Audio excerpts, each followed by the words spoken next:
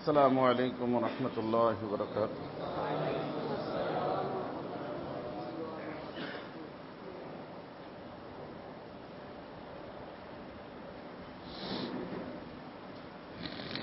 الحمد لله وكفى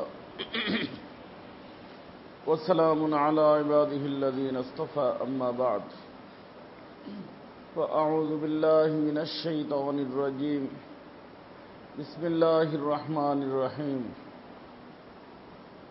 ظهر الفساد في البر والبحر بما كسبت أيدي الناس صدق الله مولانا العظيم. محترم भाई दोस्तों, अल्लाह रब्बुल इज़्ज़तेर बहुत बड़ा एहसान ও মেহেরবানি আল্লাহ পাক আমাদের সকলকে এই ইসলাহি মজলিসের মধ্যে আসার এবং বসার তৌফিক দিয়েছেন। এজন্য সকলেই আল্লাহ পাকের শুকর আদায় করি আলহামদুলিল্লাহ। আমার ভাই দোস্ত, আপনারা জানেন যে আমাদের সুলুক ও তরিকাতের লাইনে সোহরাওয়ার্দিয়া একটা তরিকা আছে। আমরা যেরকম বায়াতের সময় বলি সোহরাওয়ার্দিয়া, এই তরিকার বাণী যিনি, যেরকম চিশতি মঈনুদ্দিন চিশতি, হযরত আব্দুল কাদের জিলানী কাদেরি তরিকা, তো ওই তরিকার বাণী যিনি, তিনি হলেন শিহাবউদ্দিন সোহরাওয়ার্দী। শিহাবউদ্দিন রহমতুল্লাহ আলাই বিশ্ববিখ্যাত এক বুজুর্গ, যার নাম আমরা অনেকে জানি, নাম শুনছি, হযরত শেখ সাদি রহমতুল্লাহ আলাই। শুনছেন না? শেখ সাদি রহমতুল্লাহ আলাই ওনার শায়েখ, এবং এই সোহরাওয়ার্দিয়া তরিকার প্রথম খলিফা হযরতের উনি।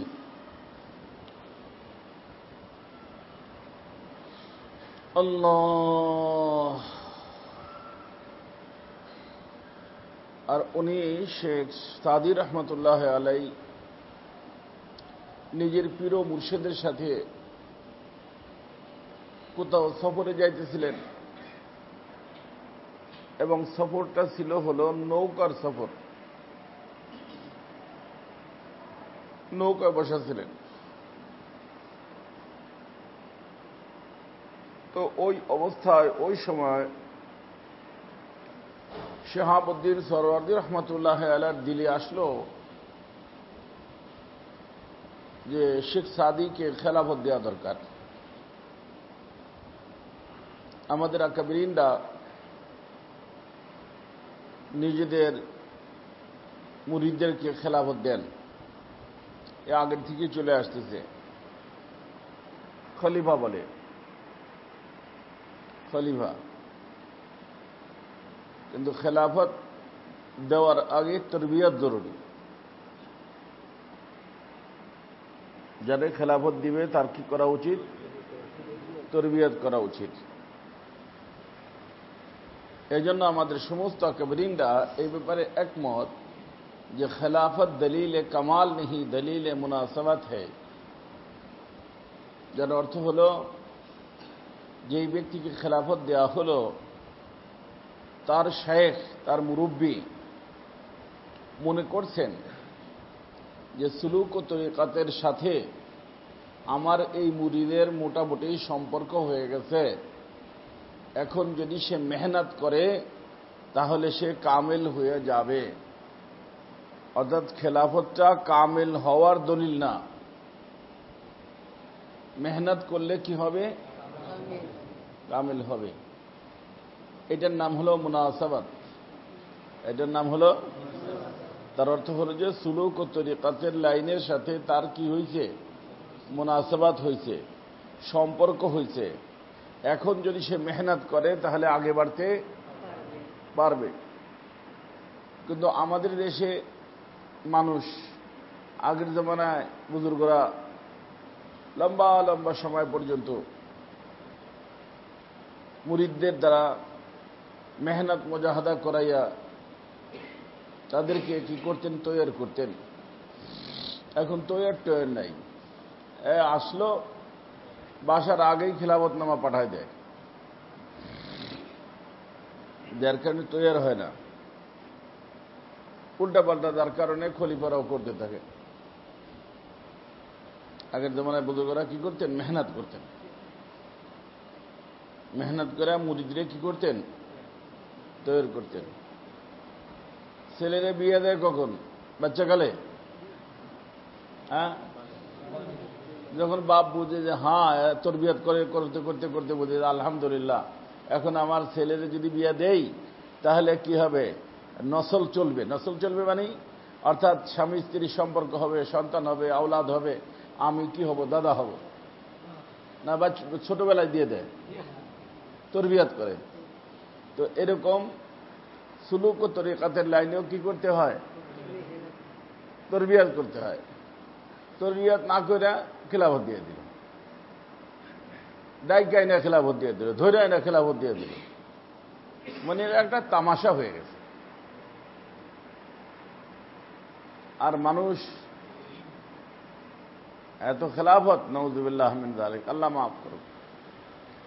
তো শাহাবুদ্দিন সরওয়ার্দী রহমতুল্লাহ আলাই অনেক দিন পর্যন্ত ওনার সোহবতে শেখ সাদী রহমতুল্লাহ আলাই ছিলেন। এই জন্য আমাদের আকাবির লিখতেন বা তাকাদায়ে কলব, নিজের দিলের ভিতরে কি আসছে, তাকাজা হয়েছে, চাহিদা হয়েছে যে এর খেলাফত দিব আল্লাহ পাকের পক্ষ থেকে, তখন তাওয়াক্কুলান আলাল্লাহ, আল্লাহর পর ভরসা করে তারা খেলাফত দিলাম। বুঝে আসছে নাম্বার তাকাদায়ে কলব, তাওয়াক্কুলান আলাল্লাহ, আল্লাহর পর ভরসা করে দিলাম। এখন তাকাদায়ে কলব হবে কই থেকে, কলব আল্লাহ তাআলা মাফ করে দিক, আল্লাহ আল্লাহ ইবাদত করুক। এক এক ঘটনা শুনলে আশ্চর্য লাগে, লাগে যেন সুলুক ও তরিকাত জিনিসটা কি, এটা এখনো এই অনেক মানুষ যারা খেলাফত দিয়ে বেড়াইতেছে বোঝেই না, নিজেই বোঝে না যে সুলুক ও তরিকাত কি জিনিস। ওই নাবালেগ বাচ্চারে বিয়ে করাইলে যেরকম তরবিয়ত ছাড়া মানুষদেরকে খেলাফত দেয়া, এরকম। আমাদের হাকিমুল উম্মাত থানবী রহমতুল্লাহ আলাইহি খলিফা কিতাবের ভিতরে আসছে, খেলাফত দিয়ে দিচ্ছেন।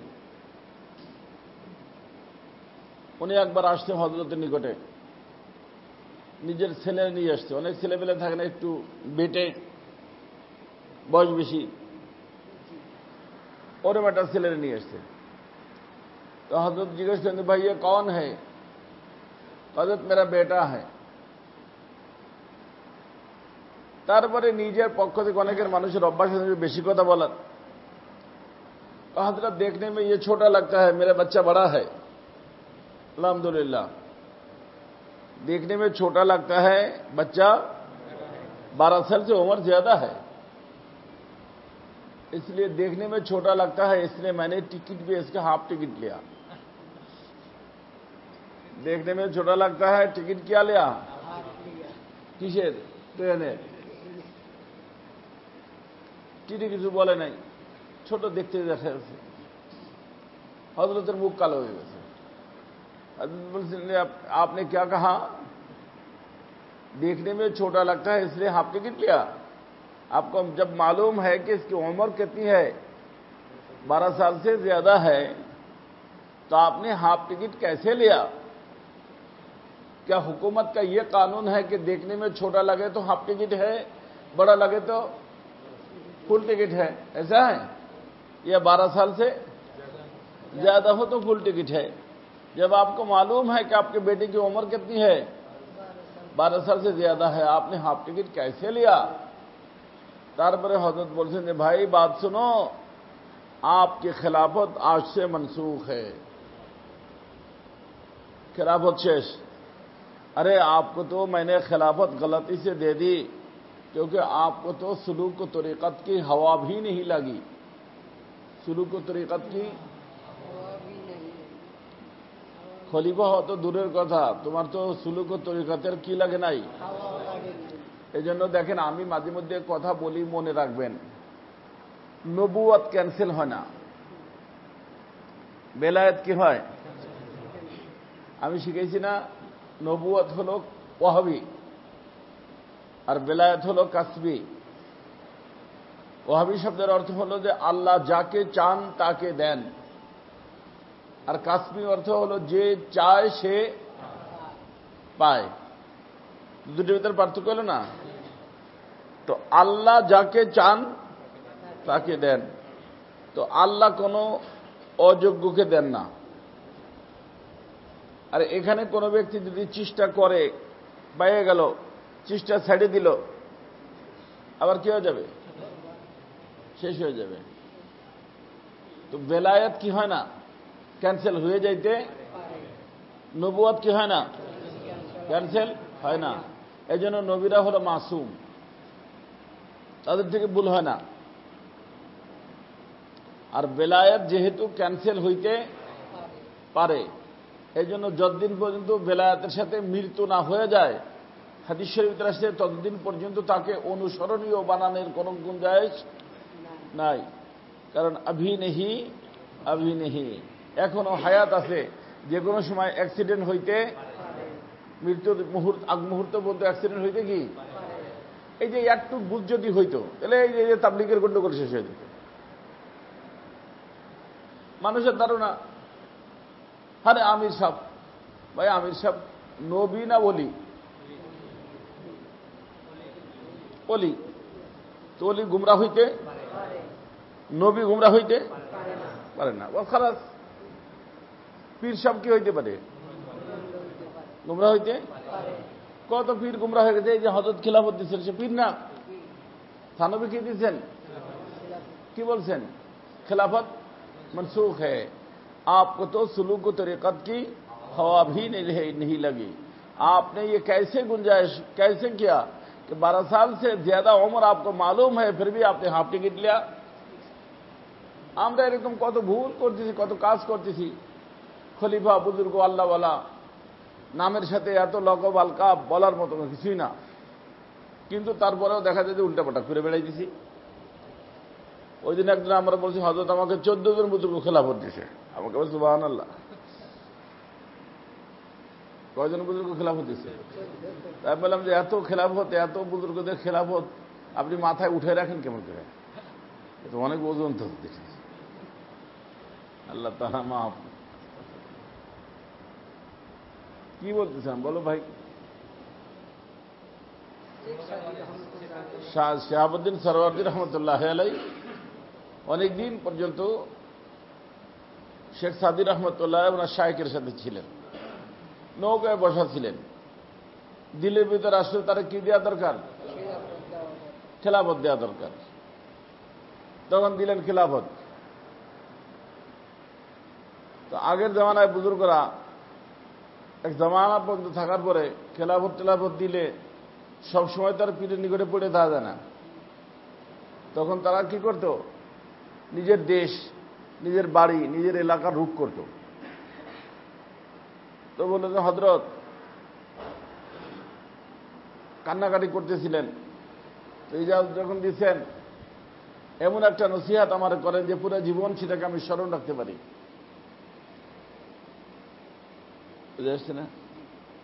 তখন একটা নসিহত করছেন। সে নসিহত চলে যে বাবা, নিজের কখনো গুণ দেখবা না, অন্যের কখনো দোষ দেখবা না। কি নসিহত? নিজের দেখবা না, অন্যের দেখবা না। কারণ মানুষ যখন নিজের গুণ দেখে তখন অহংকার পয়দা হয়। বড় হুজুর, এই দেখো না কত সুন্দর বয়ান করি, এই সেই ইত্যাদি ইত্যাদি, কি পয়দা হয়? আর অহংকার ধ্বংসের কারণ, ধ্বংস হয়ে যায় মানুষ। আর অন্যের দেখবো না দোষ, অন্যের যখন দোষ দেখে তখন কি হয়, গীবত করে, অমুক এরকম, অমুক এরকম, অমুক এরকম। উনি খালি বাইজিদ বুস্তামি, আর বাকি সব কি গেছে। কথা বুঝতে পারছেন? তো নিজের দেখবা না, অন্যের দেখবা না। এর উল্টা কি বলেন তো দেখি? সবসময় আর জন্য নিজের কি দেখবা? দোষ দেখবা, আর অন্যের দেখবা। নিজের যখন দোষ দেখবা, নিজেকে ছোট মনে হবে, তাওয়াজু আসবে, অহংকার মুক্ত জীবন হবে। আর অন্যের যখন গুণ দেখবা, তখন তার প্রশংসা করার তৌফিক হবে। তখন ভাইয়ের সাথে সুসম্পর্ক কায়েম হবে। কি হবে? সুসম্পর্ক কায়েম হবে, সুসমাজ তৈরি হবে। এই কাজটা করবা। তো আমার দোস্ত, যখনই দুনিয়ার ভিতর কোনো ফাসাদ হয়,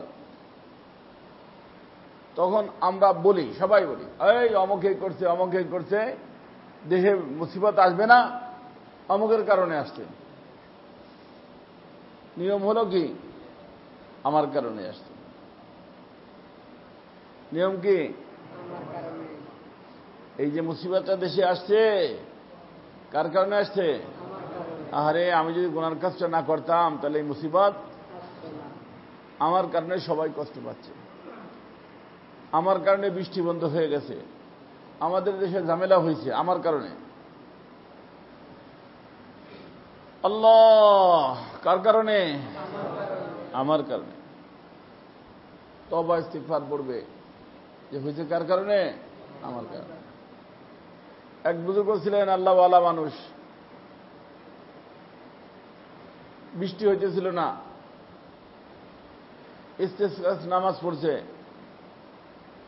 তখন বলছে যে এই মসজিদের ভিতর যে সবচেয়ে বড় নাফরমান, সে বেড়ে যাও, আল্লাহ পাকের রহমতের বৃষ্টি হোক। তখন সবচেয়ে বড় যে বুজুর্গ ছিল, উনি বেড়ে গেছেন। ঠিকই বৃষ্টি হয়েছে, বুঝে আসছে না? তখন লোকেরা বলছে যে এই বুজুর্গের কারণেই বৃষ্টি পাইছো তোমরা, কারণ উনি নিজেকে কি মনে করছে? সবচেয়ে বড় গুনাহগার মনে করছে। আল্লাহ বলেন, তুই তো আমার সবচেয়ে বেশি প্রিয়। এই জন্য আল্লাহ কি দিয়ে দিচ্ছেন? বৃষ্টির ব্যবস্থা করে দিয়েছেন। ওনার সাহেব যখন জানতে পারছেন, তখন বলছে যে এই জিনিসেই তো ওকে এত বড় ঊর্ধ্বের মাকাম আল্লাহ তাআলা ওকে দিয়ে দিচ্ছেন। তো ঊর্ধ্বের মাকাম পাইতে হলে নিজের কি দেখতে হয়? না নিজের গুণ, নিজের, অন্যের। এই জন্য আমাদের আকাবিরিনরা বলেন যে কোনো একটা মানুষ, কোনো একটা জিনিস দুনিয়ার ভিতরে এমন পাবেন না যার ভিতরে দুই সাইড নাই, ভালো আছে নাকি ভালো আছে। তো নিয়ম হলো কোনটা দেখা? তার ভালোটা দেখা না খারাপটা দেখা? ভালোটা দেখা। আমাদের হযরত মাওলানা তাকি উসমানী দামাত বরকাতুহুল আলিয়া, তিনি ইরশাদ ফরমান যে দেখো, এটা হলো তোমার দৃষ্টিভঙ্গি। তুমি যদি ভালো খুঁজো, তো প্রত্যেকটা জিনিসের মধ্যে কি পাবা? ভালো পাবা। হযরত বলেন, এমনকি বন্ধ ঘড়ি, একটা ঘড়ি, এই যে ঘড়িটা মনে করেন ব্যাটারি নাই, বন্ধ হয়ে গেছে। বন্ধ হয়েছে কটায়? 10টায়। কটায়? 10টা। তো 24 ঘন্টায় 2 বার কিন্তু সঠিক টাইম দিবে। কি বলেন? সকাল 10টায় কয়টা বাজবে? রাত 10টায়। কিন্তু ঘড়ি কি? বন্ধ। तो हजरत बने ये बंद घड़ी भी 24 घंटे में 2 टाइम सही वक्त बताती है। 24 ঘন্টায় কয়বার সঠিক টাইম দিল? তো বোঝা গেল দুনিয়ার ভিতর কোনো জিনিস এমন নাই যার ভিতরে ভালো নাই। আমরা যদি ভালো দৃষ্টিভঙ্গি পয়দা করতে পারি, তো সবার ভিতরে কি পাবো? ভালো পাবো। এর থেকেও একটা আজীব কথা আমি আপনাদেরকে বলি। হযরত থানবী রহমাতুল্লাহ বলছেন, মনে রাখবেন, যদি কারো চশমা কালো থাকে, সে সাদা টুপি কালো দেখবে না সাদা দেখবে ভাই? তো এটা কি টুপির দোষ না তার চশমার দোষ? হ্যাঁ, চশমার দোষ। তোমার চশমা চেঞ্জ করো, তো তুমি দেখবা যে টুপিটা কি সাদা। তো আমাদের এই চোখের ভিতরে গুনার ছানি, কিসের ছানি? যার কারণে গুনার ছানি হওয়ার কারণে আমরা সব মানুষের গুনাহগার মনে করি, সব মানুষের খারাপ মনে করি। আমার চোখটা যদি ছানির অপারেশন করে বুজুর্গ আল্লাহওয়ালাদের দিয়া দাওয়াত তাবলীগের মেহনতে যায় ছানির কি করাইতে পারি? অপারেশন করাইতে পারি। তো সব মানুষকে আমি দেখবো যে মাশাআল্লাহ কত ভালো মানুষ, মাশাআল্লাহ কত ভালো মানুষ, মাশাআল্লাহ কত ভালো মানুষ। কারণ এখন চোখে কি নাই? ছানি নাই। গুনার ছানির কি হয়ে গেছে? অপারেশন হয়ে গেছে। হযরত থানবী দুইটা মিসাল দিতেন, এই মিসাল দুটো বললেই বয়ান শেষ। একটা মিসাল দিতেন যে আল মুমিন মিরআতুল মুমিন, একজন মুমিন আর একজন মুমিনের জন্য কি? আয়না। শুনছেন না হাদিস? এই হাদিসের একটা ব্যাখ্যা তো এই যে আপনি যখন এই যে আয়নার সামনে দাঁড়াবেন, ও যে ওখানে আয়না লাগানো আছে, ওই আয়নার সামনে দাঁড়াইলে আপনার দোষ ত্রুটি আয়নার ভিতর দেখা যাবে। ওখানে দাঁড়িয়ে দরকার ডলা দেয়, এখানে ডলা দেয়, এরম করে এরম করে, করে না? সুন্দর হওয়ার চেষ্টা করে। আর আল্লাহ রাসূল কত সুন্দর দোয়া শিখিয়েছেন, আল্লাহুম্মা হাসসানতা খালকি ফাআহসিন খুলুকি। আল্লাহ, এই যে আমি আয়নার ভিতর যা দেখলাম এটা আমার সুন্দর আকৃতি, কিন্তু সুন্দর আকৃতিতে মানুষ জান্নাতে যাবে না। মানুষ জান্নাতে যাবে সুন্দর চরিত্র হইলে। আল্লাহ, এটা তো উপরে উপরে আকৃতি, এটা ভালো দিচ্ছেন, আলহামদুলিল্লাহ, আপনার শুকর, কিন্তু আপনি আমার চরিত্রকেও কি করে দেন, যাতে করে আমি কোথায় যাই? জান্নাতে যাবে। সুন্দর আকৃতি না সুন্দর চরিত্র? আবু লাহাবের কি ছিল? আকৃতি। আর বিলাল রাদিয়াল্লাহু কি ছিল? সুন্দর চরিত্র ছিল। বিলাল রাদিয়াল্লাহু তাআলা আনহু জান্নাতে যাবে, আবু লাহাব। তো বোঝা গেল আকৃতি আসল না, আসল কি? চরিত্র। এই জন্য ওখানে দাঁড়ায় কি পড়তে হয়? আল্লাহুম্মা হাসসানতা খালকি ফাহসিন খুলুকি। আল্লাহ আমার চরিত্র ভালো করে দেন, কারণ এ তো বাস কবরে গেলে সব শেষ ঠিক হয়ে যাবে, জবরদস্ত ভাবে কিরামা করে খেয়ে ফেলবে। আসল হলো কি? আমার চরিত্র। আপনি আমার চরিত্রকে ভালো করে দেন।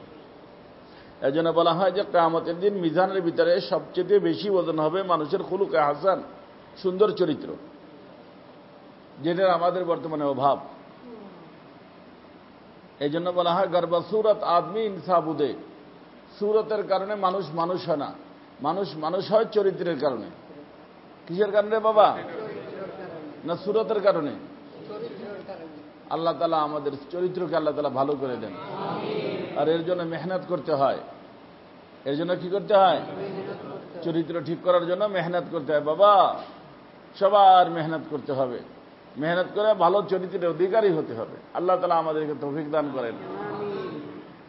তো যে আয়নার সামনে দাঁড়াইলে সব দোষ ত্রুটি সামনে আসে, তাই না? ঠিকঠাক হয়ে আসে, যখন চলে গেল আবার ওই যে আর একজন এসে দাঁড়াইলো, তখন আয়নায় কি ওই যে আগের সুরতটা ধরে রাখা বলে যে ভাই, এই যে আমার আগে যে সাহেব ছিল না, হুজুর ছিল, এর ভিতরে এই দোষ ছিল, এটা বলে দেয়, ওটা ডিলিট করে দেয়। কি করে দেয়? ডিলিট করে দেয়, খতম করে দেয়, তাই না? তো আল মুমিন মিরাতুল মুমিনের মানে একজন মুমিন যখন আর একজন মুমিনের সামনে দাঁড়াবে, তখন তার দোষ ত্রুটি সামনে আসবে, কিন্তু সেটাকে ধরে রাখবে না, বরং সেটাকে ওই আয়নার মতো কি করে দিবে? খতম করে দিবে। কি করে দিবে? আরে ভাই, আজকে এক হুজুরের সাথে তার দেখা হইলো, হুজুর কি আরে আরে বদমাশের এই সেই, এটা কি আয়না হইল? হ্যাঁ, তো বোঝা গেল ধরে রাখা যাবে না। এই অর্থ শাম মুহাদ্দিসিন বলেন, কিন্তু হযরত থানবী রহমতুল্লাহ একটা দারুণ একটা অর্থ বলছেন, আমি বললে আপনারা বুঝবেন, লক্ষ্য করবেন। এই যে একটা লোক যে দাঁড়ায়, আয়নার ভিতরে যে দোষ ত্রুটিগুলো দেখা যায়, ওইটা কি নিজের দোষ না আয়নার দোষ? দেখায় কিসের মধ্যে? তো ওই আয়নার মধ্যে আমাকে দেখা যায়। কারে দেখা যায়? কারে? আমাকে দেখা যায়। ওর দোষ ত্রুটিগুলো কার? আমার না অন্যের? তো রসুল বলেন যে একজন মোমেন আর একজন মোমেনের জন্য আয়না। তার অর্থ একজন মোমেনের সামনে আর একজন মোমেনের যে দোষ ধরা পড়ে, ওই লোকটা এই করে এই করে এই করে ধরা পড়ল, এই দোষগুলো সেই ব্যক্তির না, দোষগুলো কার? আমি ওই মোমেন আয়নার সামনে দাঁড়ানোর কারণে তার ভিতরে আমার দোষগুলো ফুটে উঠছে। অর্থাৎ সংশোধন ওর করতে হবে না আমার করতে হবে? কথাটা কি বুঝছেন? সংশোধন আমার করতে হবে। কে বলেন? হযরত থানভী রহমতুল্লাহ আলাইহি। এরপরে হযরত একটা মিসাল দিছে, দারুণ একটা মিসাল। ওই যে কালো গোলাম শুনছেন না, যে নিগ্রো কালো মানুষ, আগের জমানায় এক প্রকার অসুখ হইত, বসন্ত রোগ বলতো, পক্স, বড় দুই প্রকার পক্স। একটা হলো চিকেন পক্স, আর একটা হলো বড় বড় পক্স হইতো মহামারীর মতো, হয়ে মানুষ মরে টরে একেবারে পয়সা গুলো শেষ হয়ে যাইত। ওইগুলো যদি বাইচে যারা থাকতো তাদের শরীরের ভিতরে বড় বড় গর্তের মতো হয়ে যেত, মুখে এখানে ওখানে কি হয়ে যেত? গর্তের মতো দাগ হয়ে যেত। গুটি বসন্ত বলতো ওই নাম। কি বলতো? এটা বলতো। এখন আলহামদুলিল্লাহ নাই, আল্লাহ তাআলার মেহেরবানি। আল্লাহ। তো একটা লোক গরিব মানুষ ছিল, গোলাম ছিল, এই রোগে রোগী ছিল।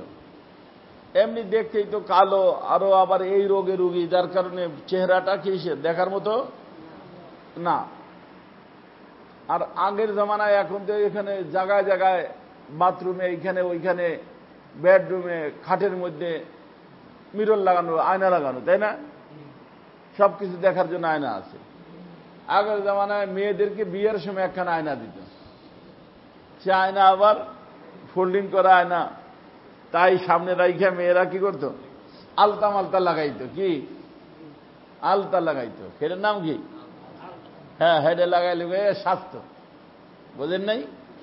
এখন তো বাস বিউটি পার্লারে গেলে আপনার কালা মেয়েরে এমন ভাবে বানাই দিবে, আইসাদি সালাম বলে, আব্বু আসসালামু আলাইকুম বলে, তুমি কে? নিজের মেয়েরে নিজে চেন না। কিন্তু আমার হযরত আল্লাহ রাহমাতুল্লাহ বলতেন যে এই যে বিউটি পার্লারে যাইয়া সুন্দর হয়ে আসছে, দুলহার উপযুক্ত হইছে। দুলহানকে সাজাইয়া দুলহান নিকটে কি করবে? পাঠাবে। কিন্তু এই সৌন্দর্য একবার গোসল করলে কি হয়ে যাবে? শেষ হয়ে যাবে। আমার হযরত বলতেন যে রুহানি বিউটি পার্লারে যাও। কি পার্লার? এটা হলো দুনিয়াবি বিউটি পার্লার। এখান থেকে সাজায় দিলে একবার গোসল করলে সব শেষ। আর রুহানি বিউটি পার্লারে যাইয়া তওবার পানিতে গোসল করা, জিকিরের নূর লাগাইয়া তুমি যদি তোমার চেহারাকে নুরানি বানাইতে পারো, তো তোমার এই চেহারা তোমাকে জান্নাত পর্যন্ত নিয়ে যাবে। কথা বুঝে আসছে না? কি parlour? Rouhani beauty parlour. Rouhani beauty parlour. আপনিও যাবেন, সবাই যাবে। যাইয়া কি করতে হবে? নিজেকে সাজাইতে হবে। কার জন্য? আল্লাহ পাকের সামনে যাওয়ার জন্য।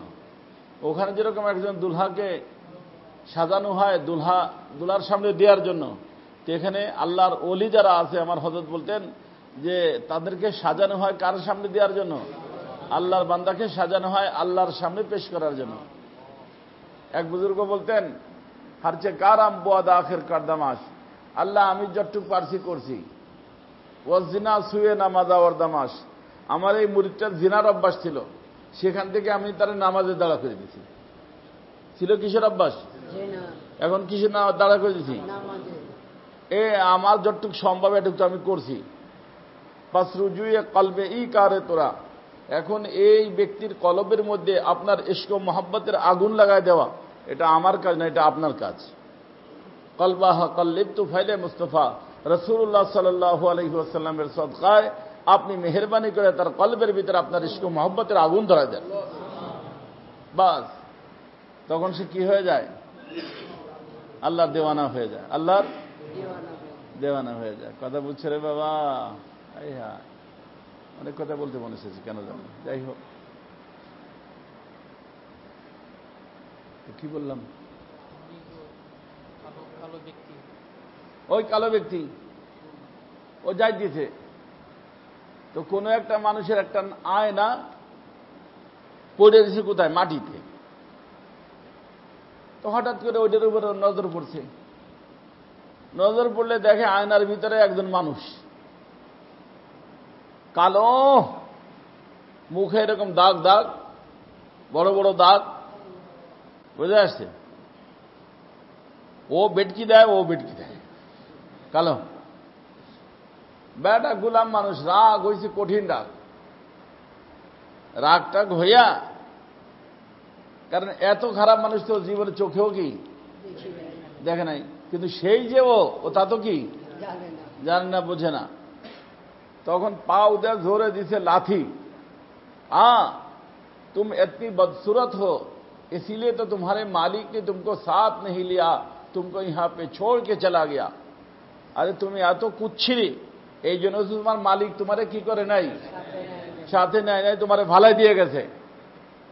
এই বলে কি দিছে ভাই? লাঠি দিছে। হযরত থানবী বলেন যে ওই যে আয়নার ভিতরে যে লোকটা দেখা গেছে, সে লোকটা কে? হ্যাঁ, সে নিজে। তো এই গুলাম যেরকম বেয়াকুব হইয়া লাথি দিছে, ওইরকম আমরা অনেক সময় অন্য মানুষকে কি বলি, এই বদমাস, এই তুই এই করছো, তুই ওই করছো। আসলে দেখবেন, তালাশ করে চিন্তা করে দেখবেন যে সবগুলো আমি করি, সবগুলো আল্লাহ। হায় হায়। এই জন্য সবসময়ের জন্য নিজের দেখবো কি, অন্যের দেখবো। পারবো ইনশাআল্লাহ? সবাই পারবো? আমার জন্য সবাই একটু দোয়া করেন, আল্লাহ যেন এই গুণটা আল্লাহ তাআলা আমারে দিয়ে দেন। তাহলে অহংকার মুক্ত জীবন হবে, গীবত মুক্ত জীবন হবে। অহংকার মুক্ত জীবন হবে, গীবত মুক্ত জীবন হবে। দুইটা রুহানি রোগের থেকে আল্লাহ বাঁচার তৌফিক দিয়ে দিবেন। সুবহানাল্লাহ বিহামদিহি সুবহানাল্লাহিল আযীম। অতএব বললাম কেন, এই যে বর্তমানে যে গন্ডগোল ফাসাদ যাই কিছু হইতেছে, যে কোনো জায়গায় বসলে আমরা কি বলি, এই অমুকের কারণে হয়েছে, অমুকের কারণে হয়েছে, অমুকের কারণে হয়েছে। আমাদের আকাবের বুজুর্গরা বলেন যে যখনই কোনো সমস্যা আসে নিজে কান্না করো যে আল্লাহ আমার কারণে কি হয়েছে, এই ঝামেলাটা হয়েছে, আল্লাহ তুমি মেহেরবানি করে আমাকে মাফ করে দিয়া তোমার বান্দাদেরকে তুমি কোনো কষ্ট দিও না, আমার কারণে কেউ যেন কষ্ট না পায়, আল্লাহ তুমি মেহেরবানি করে আমাকে মাফ করে দাও, দেশের ভিতরে রহমতের ফয়সালা করে দাও। এরকম ভাবে দোয়া করতে পারবো ইনশাআল্লাহ? আল্লাহ তাআলা সবাইকে তৌফিক দান করেন।